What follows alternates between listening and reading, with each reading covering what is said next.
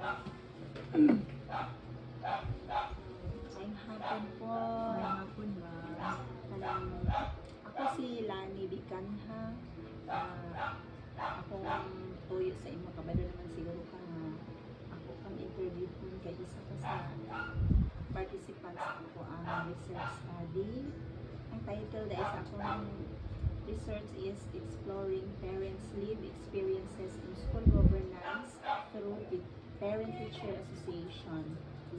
So, ako'y mga pangutana sa imuha nga kaya ra gyud kay ani maning tubagon as PTA officer. So, okay lang ba sa imo, ma'am? Okay na kayo, ma'am.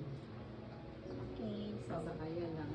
kaya ka ina nimo kay kuan kanang ikaw pa. Sige. So, nakoy pangutana, pwede nimo siya tubagon on English, Taglish, pwede ra pod mixed or Binisaya, pwede ra pod, pwede ra kaayo. So, ang unang kong pangutana sa imuha mao kini. So, what is your view of your overall experience as a parent participating in the PTA? So, can you describe a specific experience that shaped this view? Halimbawa, unsay pananaw nimo sa imong experience o kaagi sa pag-apil-apil sa PTA? So, naaba kay mahuna-hunaan nga higayon o hitabo nga maoy rason nga nung nakasulti ka nga imong anak base sa imong kasinatian.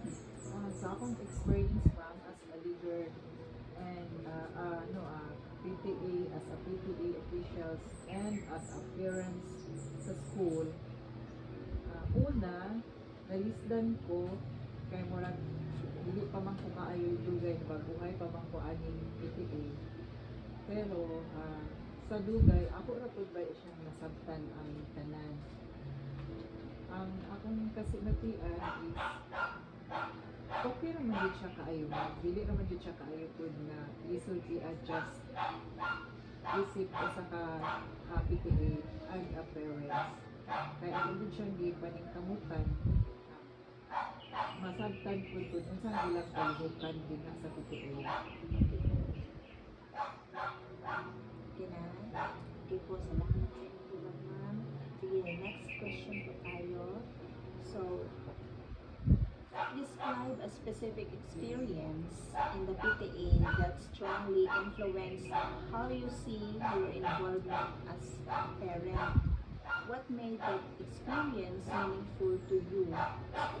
Example, katong naarbay naipanghitabo nga mao'y nakapausab o nagpaligton sa imong hunahuna bahin sa pag-apil sa PTA. Ang akong experience ng diha is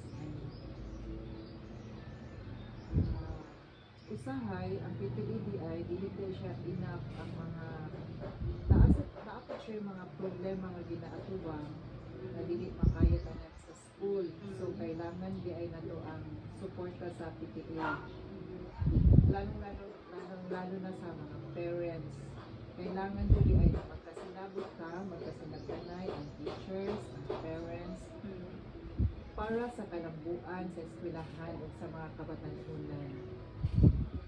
Mao po na akong nakita mga kinahanglan na collaboration, parents and teachers, para sa atong estudyante. Yes. Po. Okay. So, dito sa ikatulong ng pangtana. Describe how time commitments in the PTA are experienced in your daily life. Can you share a situation where this felt particularly manageable or difficult? So, particular na kuan, na sitwasyon. So, halimbawa, nagdungan ang PTA meeting ug ang imong trabaho ug kaha niadto niadto ka sa schedule nalibog ka kung unsa kung unahon didto ako sa meeting o unsa ba. Para sa ako ma'am, sa ako lang kay murag free naman kayo ako ang time since na wala na ko giatiman nga nawala ako mama sa the first nung napa akong mama mo naglisod na ko siya i-manage kay napa akong mama tapos mag-ato pa ko dito. Pero so po okay naman kay usay manawag ko sa kalisod ni Bilin. Sa karon nawala na akong mama. Okay naman free na ko siya. Parang nag-commit ko na inig na ipanawag mo agto naman ko dili pud nga mo absent ko kay basi importante ang mga isgutan. Okay lang po sa ako ang time. So, dili wa pud ka nag Dili naman po kaayo lisod sa kuha. Kay okay naman ang ako ang kinabuhi na. wow, congrats. Okay, so padayon ta. Kaupat. So, describe your experiences communicating and coordinating with other PTA members or school staff. How did these interactions affect your sense of involvement para sa anang limawa sa staff sa eskwelahan? So, kanang communication nimo sa teachers, sa principal, or sa uban nga mga empleyado sa eskwelahan. Unsa man kanang kuan basig nakahatag ba ni og makaingon ka nga ay nabilong na ito ng eskwelahan kay ila kung di-entertain kung na ako'y mga ipaabot sa ilahang mga concern. Katong sa panahon ko, katong king klase, tapos mag-meeting me, as a group, as a whole, hindi naman tayo sila problema kay pag sinabtanay naman po me, tapos okay lang, equal ang tanan, kung naay mga panawagan, makaibagod ang tanan, or suggesting,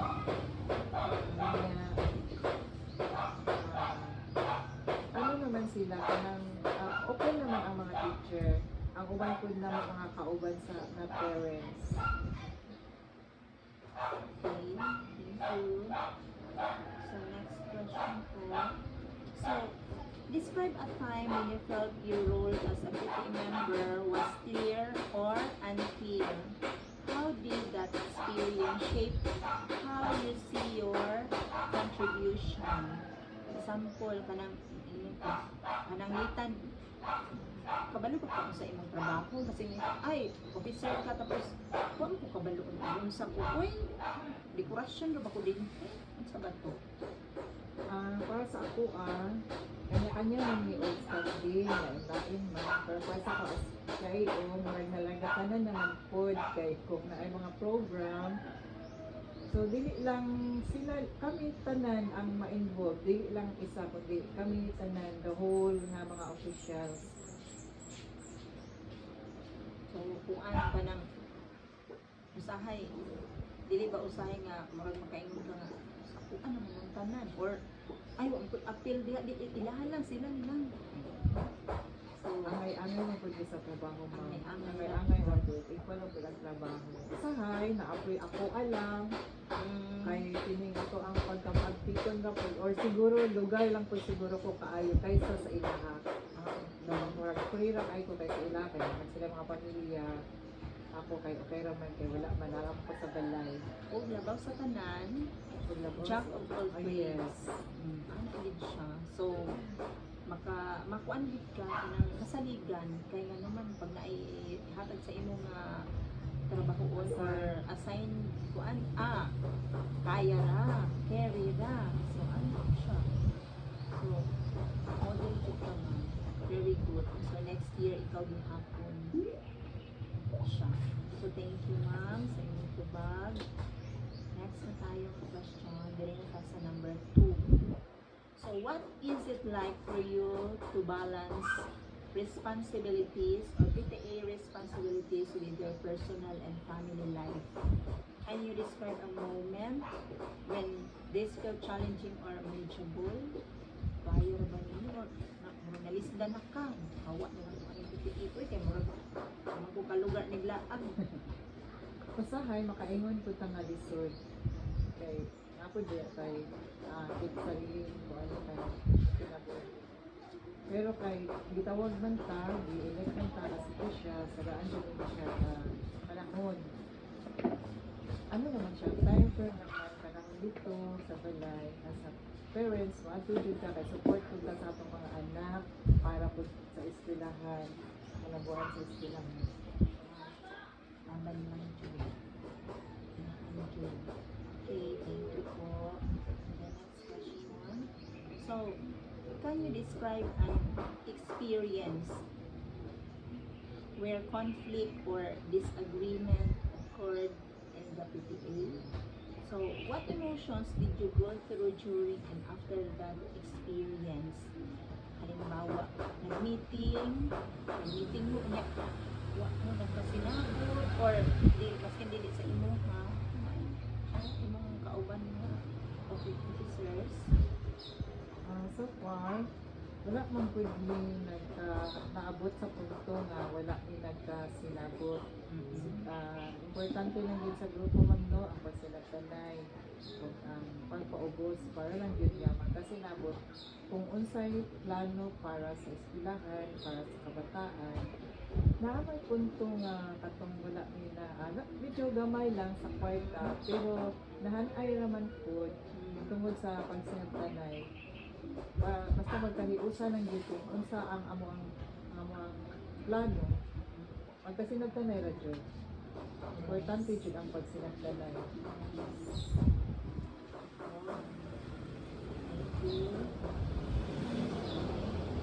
Can you describe a time when continuing your participation in the PTA felt difficult? What did that experience feel like for you? So, para sa atong halimbawa, ikapoy na ka, uwa na kay oras, or personally mga rason, gusto na ko mag-relax, di na ko mag-apil-apil din ka. So, ano sa imong gibati? Para sa ako ma'am, wala man jud ko doon ko ingon sa akong kagalingon nagikapoy ko. Kay murag na willing nga pud jud kay ko nga mo tabang ko mo adto ko pahiya sa manay program na ingon sila na ikaw ang mag-lead sa Zumba. So bising kanang para lang jud na mahuman ang program, mahuman para sa kabataan. Support jud ko pero may mga jud ko. Wala pa din ako na experience na reklamo ko nga ingon jud kapoy ko. Wala pa jud. Para lang jud sa mga bata o sa eskwelahan. Support lang jud ko pero may ma'am. Anak lang jud siya. Support lang din ang labanan. Very good jud kayo mamang pa. The next data. Describe an experience when you felt you made meaningful or limited contribution to the PTA. How did that experience affect your emotionally? Halimbawa, ninon ka nga mibatid ka nga dako kaayo kag pulos sa imong gihimo. Parehas anang naay mga programs niya. Kuan kaayo ang imong naay mga fundraising niya. Ikaw isa ka sa nagtabang dito niya na successful ang katong gihimo ninyo nga programa or sa activity. So, sa imong makakontak ka hatag ka mo As ako time sa na ay mga kalibutan, program, mga kailangan, no? Usahay, makaingon po ta nga anuhan ng tanan, kay ako ba, hindi ako magpakabanan. Kaya siguro, maedad po sila, ma'am. Kami lang po mo lang module ko bata sa kami ang medyo active. Pero di kalipay po ba na ko ma'am. Ay gusto po na ako ng mulampos ang programa. Dili ko gusto nga pagbalita. So supportado po na ako dito sa principal, halimbawa itong mga panran. Tanan ni ma'am, gikan sa principal, sa mga sa teachers, sa MOA, sa PTA. Gusto kanang nilampos din siya ma'am, inaagi sa akong pagtinibangay. Ang pag-iusa. Una siya importante ang pagtinabangay ng panaghitos. Okay, so there is the next question tayo. Through your PTA experiences, how has your understanding of being a parent involved in school changed over time? Can you describe an experience that lead to this realization? So, pinaagi ani halimbawa, okay ni ang pangutana about parehas anang samtang so halimbawa abi nimo sa una nga igo ra ka mubayad og fees o mga bayronon pero kay dili pa ka ato opisyal pero kay karon kay isa na ka sa opisyalis nakita nimo nga kinahanglan gid ay ang imong presensya so unsa ang imong kuan ana sa imong Sugod na nasulod ko sa PTA as officials. Nasayran ako tanan kung asa padulong ang among mga kwarta nga gipangbayad. Kay sa una man good, murag wala lang sa kuha.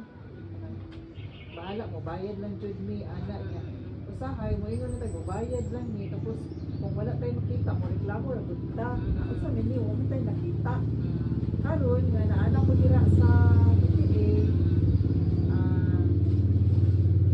usahay po ganang siguro sa ano lang pagsabot-sabot usahay po importante po di ay nga naana ko dito no importante po di ay nga ipa-remind mo sila nga kinahanglan manghimo na ni kay ang kwarta na to para may dira so kailangan inimo na siya nga nung dugay-dugayon pa man mabalaan nimo man ba nga kanang ang kwarta di ay unsa ba kanang kailangan i-plaster siya dito sa tama may ana so nalipay ko nga na ako dito ay para lang yun nga kana atong mga suggestion ba madungog yun lang kay murag kung wala man good murag wala ta kabalo pa ang asa nga niutsa nila ana so nalipay kong dako nga na ako kaya nakaibalo ko kung usay padagan nila kung sa status nila sa ilahang kuan as PTA sa papamaagi pagplaster sa mga kwarta. So kinahanglan ko di ay dili lang ko di ay makaya nga sa school lang tanan. Dili naapod ay counterpart mga parents. Kinahanglan ko na-agyo.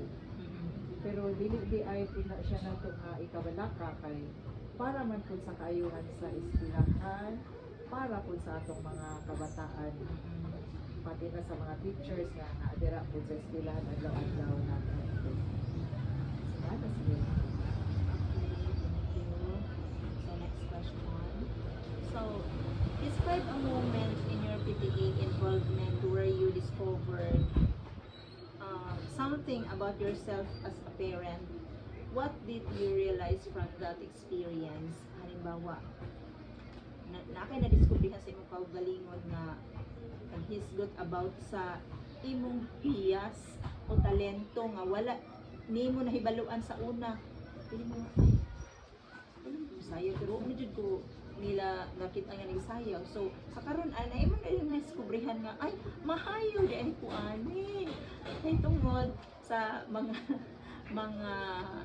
naay mga instances nga naay mga programa o activities sa eskwelahan nga kailangan ang imong talent so dito nimo siya na ako ay ay kailangan jud ay kuan diri sa eskwelahan. So, sa ako murag talented naman jud ko daanan ang Wow, pagka-dancer. congratulations. Pero kanang pagkasulod na ko dira sa leader nalipay pud ko kay ang akong talents na share ko na ako sa mga bata halimbawa kanang mga sayaw-sayaw ako pud na ambit sa ilaha kanang dili lang pud nga nako sa balay so naapod ko dito sa school murag kanang dili ba boring akong life no para ihati-hati na to tong mga talent nga gusto nga bata kay kung dili lang sa balay dili man siya makit-an so nalipay pud dito ko ma'am na share pud nako sa mga bata dili lang pud sa mga bata pati sa mga parents pati sa teachers our parents and teachers day na share pud nako akong talent sa ilaha sa anak po, isa po, nalipay po ko kay kanang nakailang po na ko ang kanang mga parents, no? Kaya sa una, dili mo ko anak pa. Kung panahon na dili lang ko sa balay, so pag-abot na ko dito sa school, ano na ko sila, na isa-isa na ko sila. Hantod na friendship no, ang mga parents. Dili lang parents, sa po teachers na teachers. murag close na mo, nga sa una, magkita mo, murag wala lang, nga murag agi lang. Aron dili day siya rin ano. So, anak ko kana, ang tanan is friend. Wow. Thank you. So, this is my last question. So, describe an experience that helped you better understand the challenges or successes of school programs through the PTE. So, what did that experience reveal to you?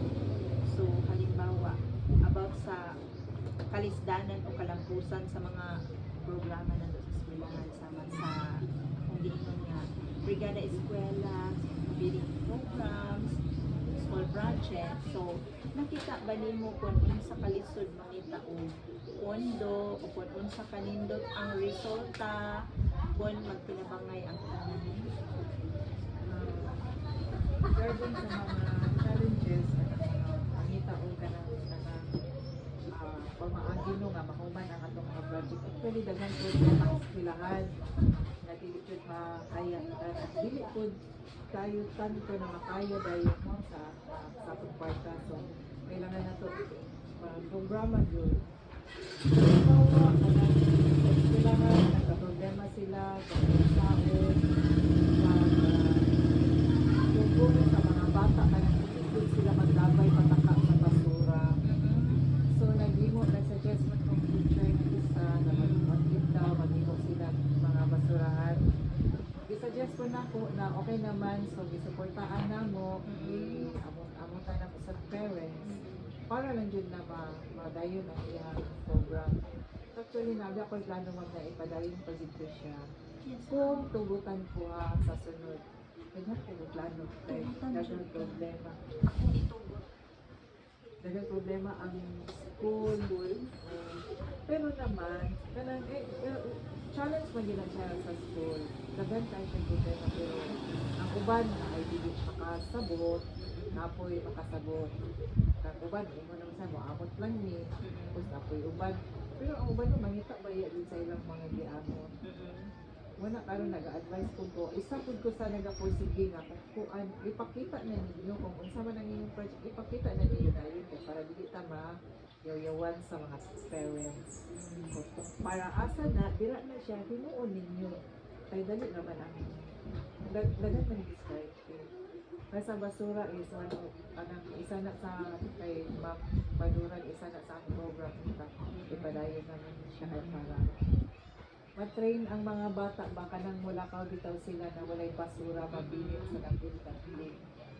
Kaya nakita na ko sa school, badagan tayo sa mga plastic na mga empty bottle, nakalang ipang labay. Wala ang tako ang programa. Saan na, labasig lang tanong, dasigon na ta-permit na kanang o maano ta, nag-a-apply transfer sa sunod. Thank you po. So, wow. Nindot kaayo ang ilang mga idea. Ay makatabang din siya sa atong eskwelahan sa kabatan-unan nga sige lang og pataka o panglabay basura. Mao gina ang problema ko sa school. So, unta kabalo ko nga makapadayon gyapon sa imong pagka-PTA officer. Sunod kay nakita man nila ang imong agi, sa makakita na sila sa imong agi. Mingon sila, ay kini maayo ni. So mao yang atong kuan gihapon sa sunod, iboto na mahimong mulingkod dihang dapitan nga kuan maskin lahi nga posisyon basta naa sa opisyalis gihapon na dito nabilong ka sa opisyalis. Para sa amang wala man pud ko naghandog na mahimo pud ko kanang president. Basta masulod lang po dira kanang maano lang jud ko nga naalang yun kanang maabot lang jud dito atong mga problema di ba? Kung sa mga problema diri sa ubos maadto nato dito sa ibabaw para madungog. Okay, so thank you very much ma'am